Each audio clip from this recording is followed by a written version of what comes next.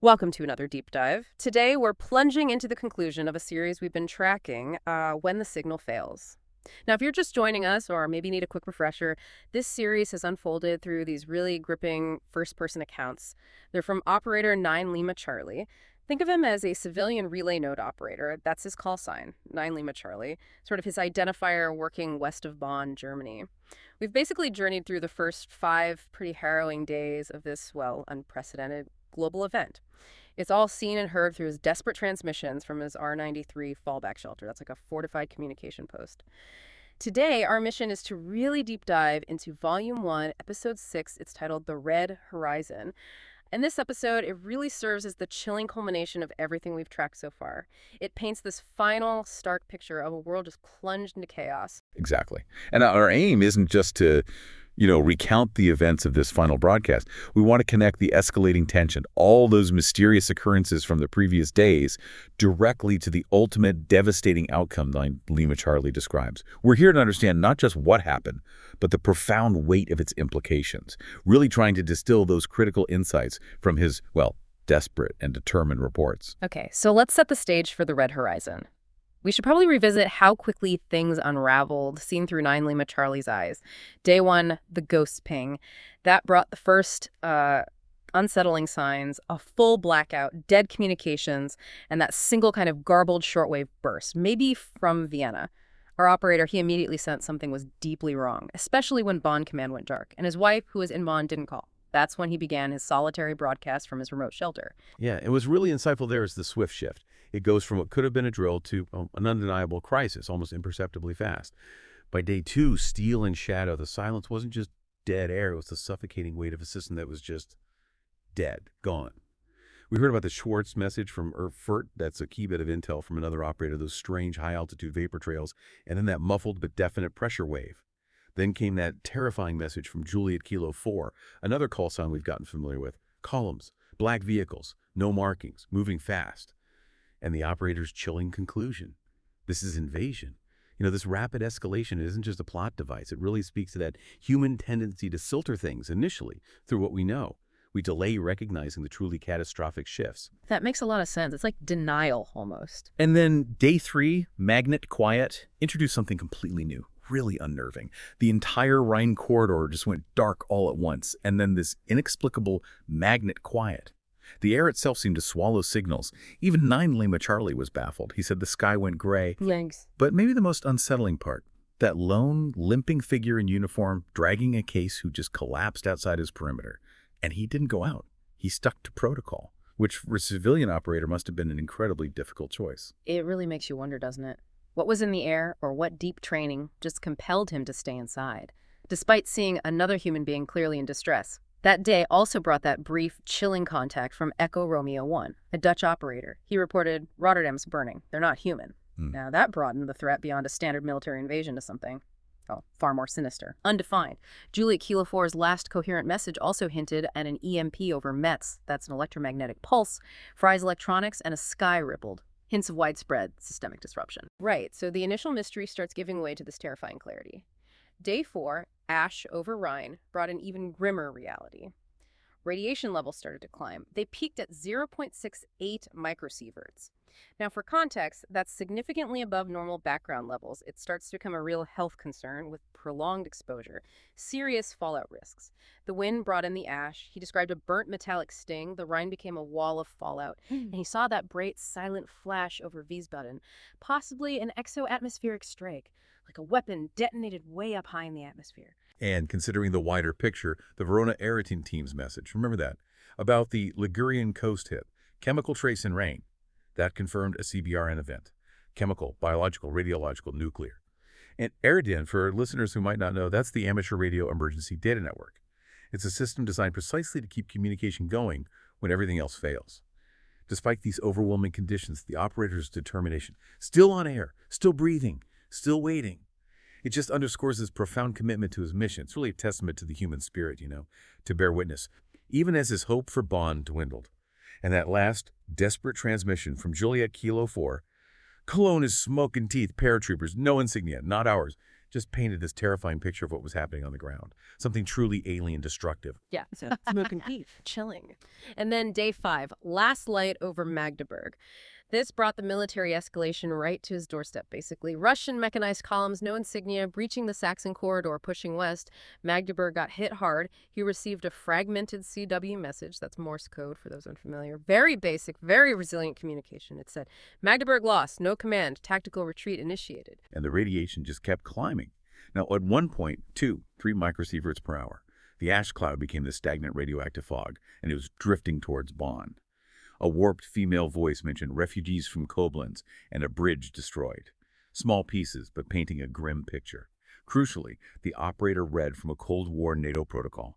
It warned of level red and global thermonuclear exchange if the Rhine couldn't be held, the ultimate nightmare scenario. Despite this grim outlook, he had that moment, didn't he? Seeing sunlight on the antenna tower, unexpected beauty, and then that fleeting beacon of hope.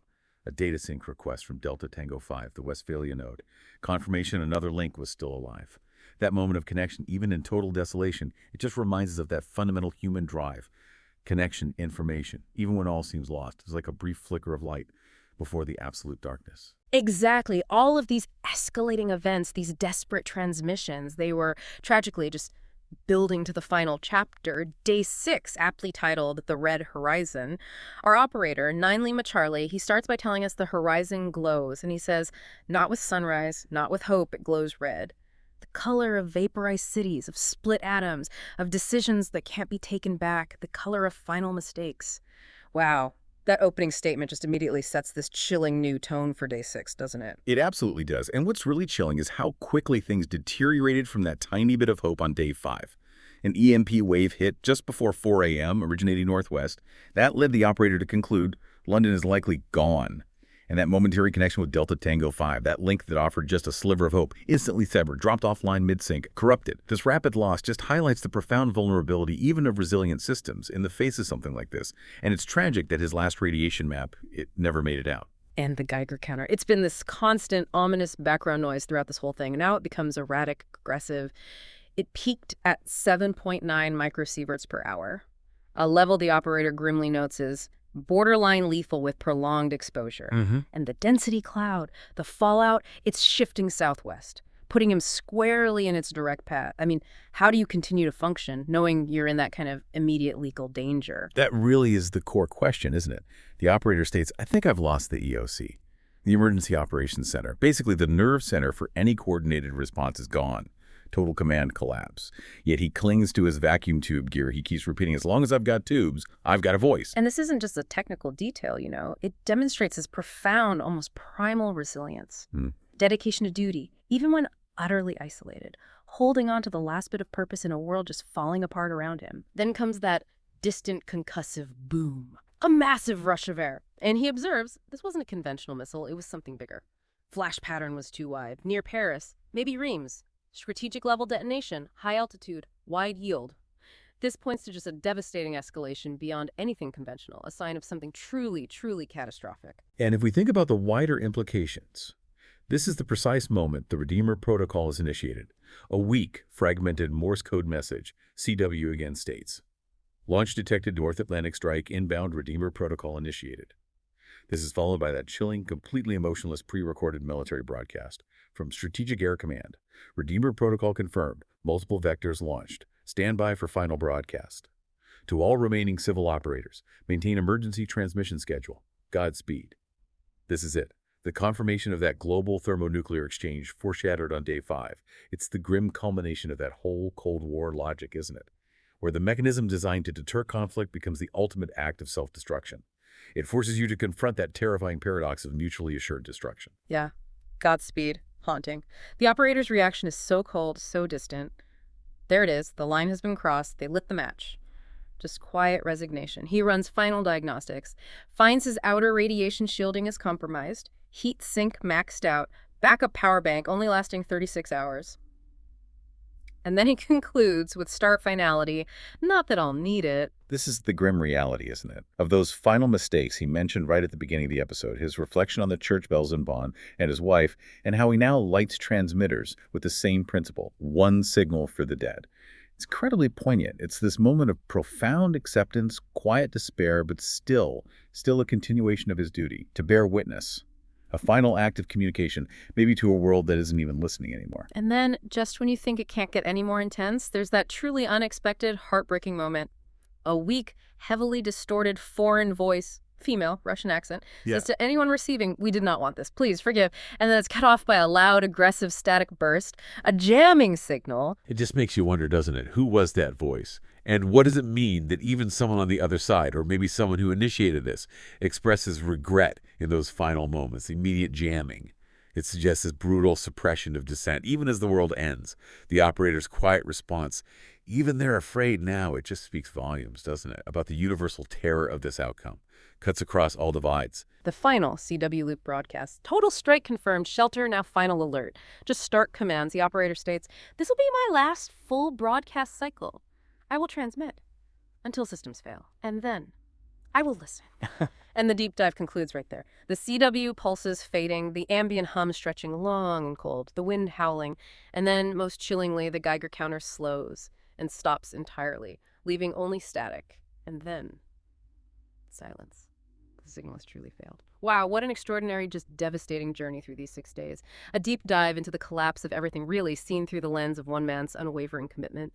The sheer scale of destruction, coupled with that human element of loss and the operator's quiet dignity, it makes, when the signal fails, incredibly impactful. Indeed. It really serves as this powerful testament to the fragility of our interconnected world and the devastating power of those final mistakes. This narrative, it forces us to confront not just the physical aftermath, which is horrifying enough, but the profound psychological toll and those lingering questions about accountability and maybe the last vestiges of human hope right in the face of annihilation. So what does this all mean for you? As we reflect on Operator 9 Lima Charlie's final broadcast, where the signal truly fails and the world goes silent, maybe think about this.